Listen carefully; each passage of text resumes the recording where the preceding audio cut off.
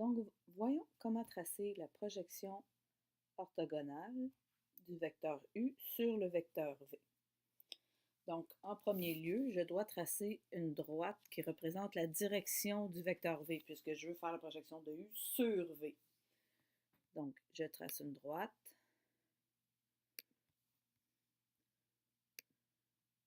Donc, je peux la mettre sur le vecteur V, donc son prolongement, ou je pourrais faire une droite qui est parallèle. L'important, c'est d'avoir la même direction. Donc, je vais mettre ma direction en pointillé. Ensuite, puisqu'on parle d'une projection orthogonale, orthogonale veut dire à 90 degrés, je vais devoir tracer une droite perpendiculaire à la direction de V, passant par l'origine de mon vecteur U. Donc, passant par l'origine de mon vecteur U perpendiculaire à ma direction, ainsi que l'extrémité de mon vecteur U passant par ma direction. Donc, j'ai deux droites perpendiculaires que je vais aller mettre en pointillé puisque ce sont des traces de démarche, de construction, plus précisément.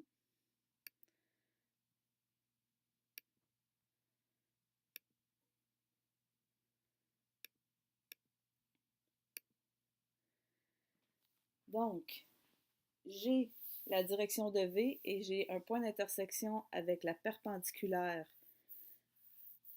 qui passe par l'origine et j'ai un autre point d'intersection avec la perpendiculaire qui passe par l'extrémité du vecteur U, donc le vecteur projeté.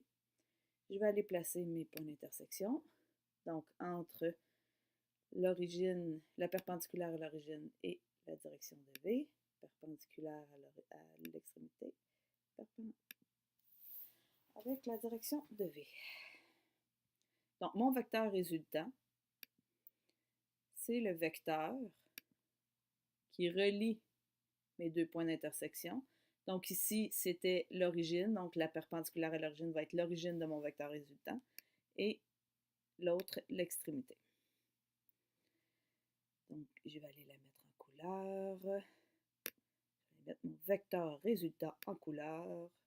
Ce n'est pas une obligation, mais moi, j'aime bien quand c'est clair, net et précis. Donc, on voit bien le résultat qui est mon vecteur W. Si je change mes vecteurs, oups, pardon, ça serait mieux si je pouvais déplacer.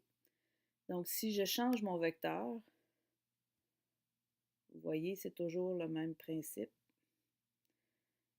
On a nos droites perpendiculaires qui passent par l'origine et l'extrémité du vecteur projeté en intersection avec la direction du vecteur écran, le vecteur qui reçoit dans le fond. Et voilà!